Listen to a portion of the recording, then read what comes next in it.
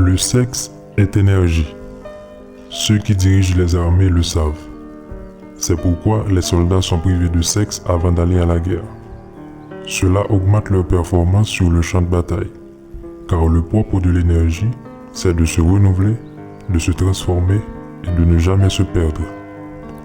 On dit souvent que les hommes sont plus intéressés par le sexe que les femmes, ce qui est complètement faux. Les deux sont autant intéressés par le sexe. Le problème, c'est que la femme est plus difficile à satisfaire. Là où l'homme atteint son climax, la femme ne fait que commencer.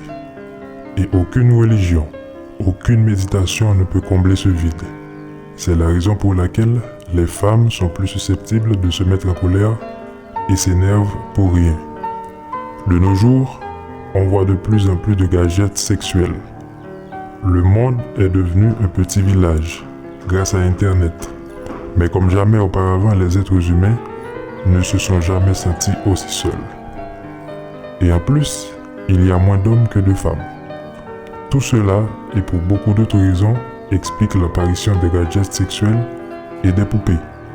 La Chine est l'un des pays qui est passé maître dans la fabrication des poupées. L'énergie sexuelle doit être assouvie sous une forme ou une autre. Dans le cas contraire, cela créera des conflits internes et externes. L'homosexualité en est l'un des résultats. Elle est née dans les monastères parce qu'il est interdit aux moines d'avoir des femmes. Et il n'est pas surprenant que des prêtres renoncent à leur vœu de chasteté et violent des enfants. C'est l'énergie sexuelle qui cherche un espace pour se libérer.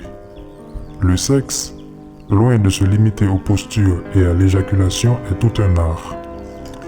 Si bien qu'il existe 3 possibilités d'union sexuelle constituant 3 figures géométriques distinctes entre 2 amants. Ces 3 figures sont l'union carrée, l'union triangulaire et l'union circulaire.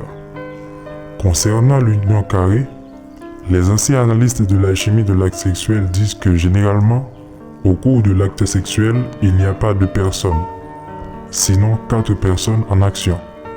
Car l'homme héberge en lui une femme, c'est-à-dire son côté féminin, et la femme héberge en elle un homme, c'est-à-dire son côté masculin. Donc la figure carrée tient compte tant des 2 corps physiques visibles que des 2 corps invisibles. L'union sexuelle triangulaire, pour sa part, dit que les 2 amants sont comme 2 angles de base d'un triangle. Mais il arrive un moment où au cours de l'acte sexuel, ces 2 angles, c'est-à-dire les 2 amants, se fusionnent en un pour atteindre le sommet. Cette union est meilleure que l'union carrée, parce que pendant un moment, il y a fusion et cela apporte de la vitalité, de la vigueur. La 3e figure, à savoir l'union circulaire, est de loin meilleure que les 2 premières.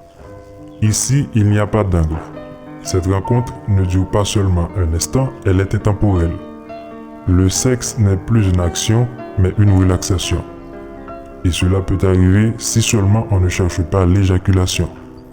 Lao Tzu et les taoïstes ont toujours été conscients de cette vérité universelle.